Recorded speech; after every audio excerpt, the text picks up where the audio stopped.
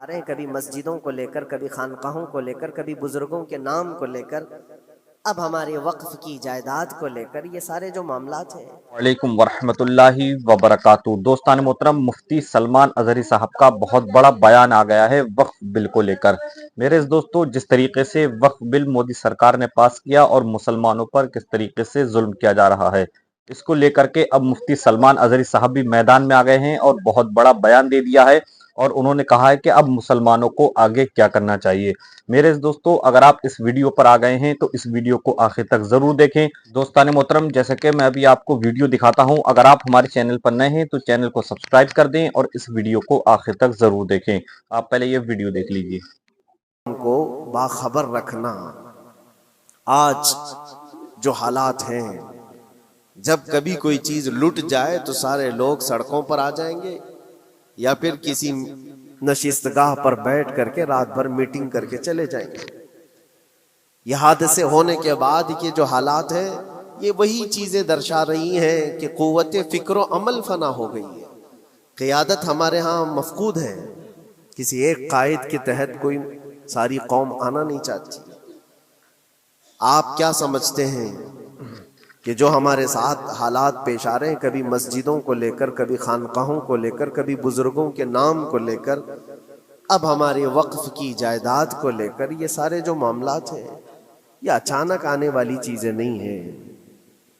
بھانپ لیا گیا ہے تمہاری پوری طبیعت کو، تمہارے مزاج کو، کہ فکر و عمل کی قوت ان کی ختم ہو چکی ہے۔ ان کو دو چند چیزوں میں ہی راضی کیا جا سکتا ہے۔ دنیا یہ سمجھ رہی ہے، جس کی وجہ سے کھلواڑ پر کھلواڑ ہوتے چلے جا رہے ہیں، اور ان کو یہ بھی پتہ ہے کہ یہ کچھ نہ کر سکیں گے۔ میرے عزیزو، آپ نا امید اور مایوس نہ ہو کہ ہم سے کچھ نہیں ہوگا۔ اللہ کریم چاہے تو ایک بندے سے بھی پوری دھرتی پر زلزلہ لا سکتا ہے۔ اللہ کریم کی ذات پر یقین اور توکل رکھو۔ سرکار غریب نواز ہندوستان آئے تھے تو بہت بڑی فوج لے کر نہیں آئے تھے، اللہ کی ذات پر بھروسہ کر کے آئے تھے، اور 90 لاکھ لوگوں کے دلوں میں چراغ اسلام جلا دیا تھا۔ وہ یقین اور توکل کے ساتھ آئے تھے۔ آج لوگوں کے دلوں کے اندر جو مایوسی اور نا امیدی ڈالی جا رہی ہے کہ کچھ ہوگا نہیں، ابھی کچھ کرنے سے کچھ نہیں ہوگا، یہ نا امیدی اور مایوسی تمہاری طبیعت میں کیوں آئی؟ کیا تمہارا رب تبارک و تعالیٰ کی ذات پر یقین کمزور ہو گیا؟ اگر یہ اس طرح کی بیماری آئی ہے تو پھر بدر پڑھ لینا۔ جب رسول پاک صلی اللہ علیہ وسلم کے ساتھ وہ صحابہ جا رہے تھے، ان کو اچھی طرح پتا تھا کہ سامنے آنے والی فوج کتنی طاقت لے کر آ رہی ہے۔ 1000 لوگ آ رہے ہیں، ہاتھی گھوڑے ان کے پاس، ہتھیار اور اسباب ان کے پاس ہے، کھانے پینے کی مزے کی ساری چیزیں لے کر کے آ رہے تھے مکہ والے، اور ادھر صحابہ ننگے پیر ہیں۔ 313 کے پاس 4 گھوڑے ہیں، پیدل چلے آ رہے ہیں، چھاؤں لینے کے لیے کوئی جگہ تک نہیں ہے ان کے پاس۔ ایک کھجور کسی کے پاس ہو تو 10 لوگ اس پر اکتفا کر لیں۔ فاقے پر فاقہ کرنے والے وہ صحابہ، لیکن انہوں نے یہ نہیں کہا کہ اللہ کے نبی صلی اللہ تعالیٰ علیہ وسلم سے کہ ہمارے پاس اسباب کی کمی ہے، ہتھیار کی کمی ہے، کچھ نہیں، ہمارے پاس سواری نہیں ہے۔ بغیر سواری کے 180 کلومیٹر مدینے سے چل کر کے وہ بدر پہنچے تھے، بدر تک پہنچے تھے، اور اس وقت اپنی ساری محنتیں، اپنی ساری قوتیں انہوں نے زمین پر لا کر رکھ دیں۔ پھر بدر کے میدان میں جب پہنچے، تب اللہ کریم کی بارگاہ میں دعا کیا تھا میرے مصطفیٰ نے، اے اللہ، اگر اس نہتی قوم کو تو نے فتح نہیں دی تو پھر قیامت تک اس روئے زمین پر سجدہ کرنے والا کوئی نہیں ہوگا۔ یہ محبوبانہ انداز تھا میرے مصطفیٰ کا۔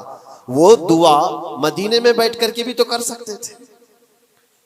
180 کلومیٹر دور اتنی مصیبت میں دھوپ میں چل کر کے جانے کی کیا بات تھی؟ ننگے پیر صحابہ گئے ہیں، فاقے پر فاقہ کیے ہوئے، وہ مدینے میں بیٹھ کر دعا کرتے تو کیا رحمت للعالمین کی دعا قبول نہیں ہوتی؟ لیکن مصطفیٰ کریم صلی اللہ علیہ وسلم نے یہ مزاج دیا ہے، پہلے فکر و عمل میدان میں لاؤ، پھر دعا کرو، اللہ کی مدد آتی ہے۔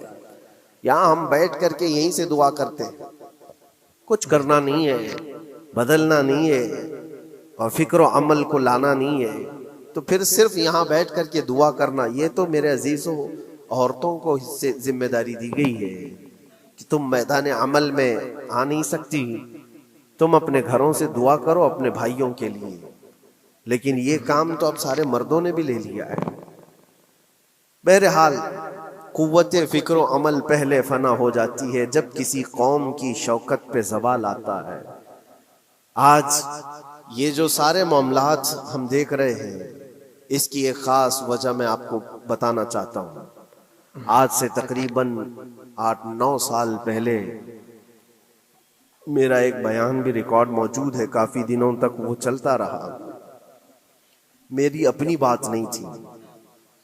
سراج الامہ امام غزالی رحمۃ اللہ تعالی علیہ، انہوں نے لکھا تھا کہ امت پر اگر ایک ایسا وقت آ جائے جب ان کے سامنے ان کے نبی کو گالیاں دی جا رہی ہیں اور امت کچھ نہ کرے، تو پھر وہ انتظار کرے کہ عنقریب وہ وقت بھی ان کے اوپر آنے والا ہے جب ان کی ماؤں، بیٹیوں اور سب عزتوں کو بازار میں نیلام کیا جائے گا اور یہ کچھ نہیں کر سکے۔ وہ دن آ جائیں گے۔ بیسک وجہ وہاں سے شروع ہوئی کہ لوگ اپنے عیش و عشرت میں کچھ کمی نہ کر سکے، بارگاہ مصطفیٰ صلی اللہ علیہ وسلم کی گستاخیاں کھلے عام ہوتی رہیں، اور اس پر ہم لوگ جس طرح کے حالات دیکھتے رہے۔ بہت سارے لوگ تو مجھ کو یہ کہتے تھے، مجھ سے یہ کہتے تھے، کیا ضرورت ہے آپ کو بولنے کی، حالات دیکھ نہیں رہے آپ؟ ظالمو، تم کو اگر کوئی چھوٹی سی ماں کی گالی دے دے تو تم بپھر جاتے ہو اور اس کے اوپر آسمان توڑنے کی بات کرتے ہو، اور ہم اپنے نبی پاک صلی اللہ علیہ وسلم سے کروڑوں ماؤں سے زیادہ محبت کرتے ہیں۔ اس رسول پاک صلی اللہ تعالی علیہ وسلم پر کوئی بھونکتا رہے اور اس کا جواب نہ دو، تم یہ کہتے ہو مصلحت ہے، حالات ایسے ہیں، تو پھر اپنا یہ لباس بدل دینا چاہیے، اپنا نام بدل دینا چاہیے۔ پھر اس دائرہ اسلام میں رہ کر کے مطلب کیا ہے؟ اسی لیے اقبال نے 100 سال پہلے ایک مزاج دیا تھا، ایمان ہے کیا چیز، اسلام ہے کیا چیز؟ تم کیا سمجھتے ہو داڑھی ٹوپی اور جبے کبے کا نام اسلام ہے؟ اسلام کیا ہے؟ اقبال نے کہا تھا کہ بارگاہ مصطفیٰ صلی اللہ تعالی علیہ وسلم کے قدموں تک اپنے آپ کو پہنچا دو، یہی دین ہے، یہی دین ہے۔ گر بہو نہ رسیدی تمام ابو لہبیست، اور اگر تم وہاں تک نہیں پہنچ سکے تو زندگی ابو لہب کی طرح۔ دین یہ ہے، آبرو ماں زنام مصطفیٰ است، ہم سب کی عزت و آبرو حضور کے نام سے جڑی ہوئی ہے، ان کے نام سے جڑی ہوئی ہے ہماری عزت و آبرو، اور تم اس نام کی حفاظت نہیں کر سکو گے تو آگے یہ سب چیزیں آنے والی ہیں جو آ رہی ہیں۔ آج لوگ آج واویلا مچا رہے ہیں۔ یہ بات یاد رکھنا، شیطان کبھی فجر کی نماز کے لیے اٹھا نہیں سکتا، اور اگر اٹھا رہا ہے تو پھر اس کا کوئی مقصد ہے۔ شیطان اور نماز، آج سختہ ان کے پاس ہے، طاقت ان کے پاس ہے، حکومت ان کے پاس ہے، ڈپارٹمنٹ ان کے پاس ہے، سب کچھ، جوڈیشری، ہر چیز ان کے پاس ہو، وہ کیا کر رہے ہیں اس سے مجھے مطلب نہیں۔ میں آپ سے یہ پوچھنا چاہتا ہوں، مجھے رہزنوں سے غرض نہیں، تیری رہبری کا سوال ہے۔ تم خیر امت ہو، رسول پاک کی امت میں ہو، تمہاری بھومکا جس کو کہا جاتا ہے، تمہاری یہاں پر زندگی کے معاملات یہ بہت زیادہ اہمیت کے حامل ہیں۔ تم کیسے بن سکتے ہو آج؟ اسی لیے قرآن پاک کی آیت میں نے شروع میں تلاوت کی۔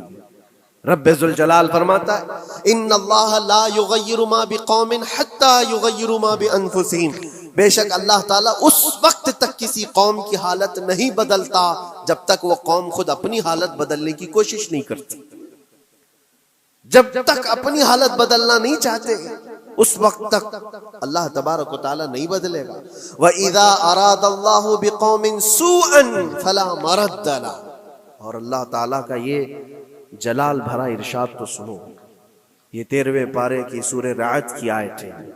اللہ کریم فرماتا ہے، اور جب اللہ کسی قوم کے ساتھ سختی کا معاملہ کرنا چاہے، پکڑ کرنا چاہے، تو پھر کوئی طاقت اس کو ٹال نہیں سکے گی۔